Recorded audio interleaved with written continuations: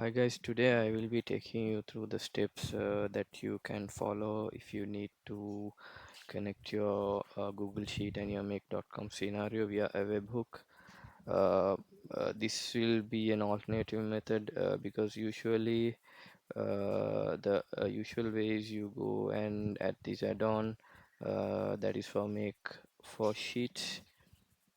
Google Sheets.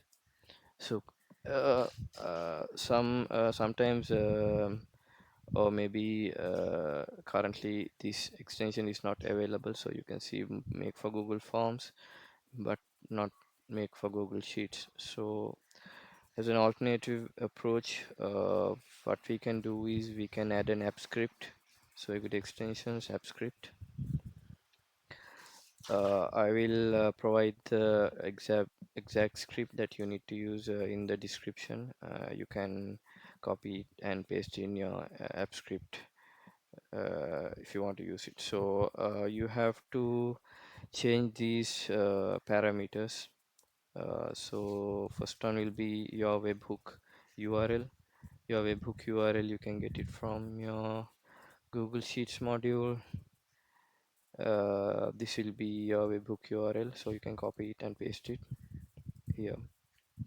And the next variable is the sheet name, and you can give your sheet name and also the range. So this will basically define which column that needs to be watched for changes. So in my case it is only column K. So on this column I'll be watching for changes. So when I take this, it will trigger the invoice to be sent to the customer's email. So this will be in A1 notation. So if in your case, if you want to watch multiple columns, say JK, then you can say I colon K. So in my case, it's only one column. So basically, those are the values that you need to change. And in my case, if the still value is set to true, and then it will trigger the webhook. So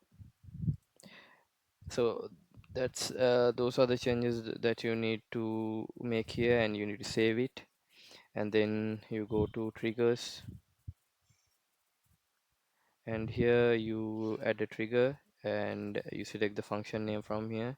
In my case, what changes, and then make sure you change this to on edit, and you have to save it. That's all you need to do. So now we can test if this is working. So I will run my workflow, and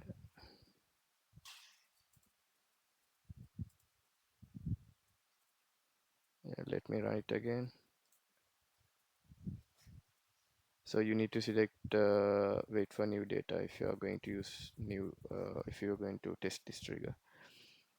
And so I'm going to tick this. We'll see if it triggers.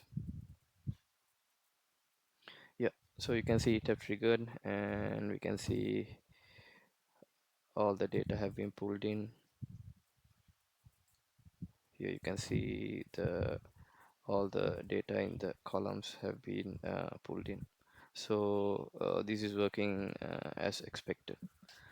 So you guys can use this method as well if you are having issues with installing the Make for Google Sheets extension.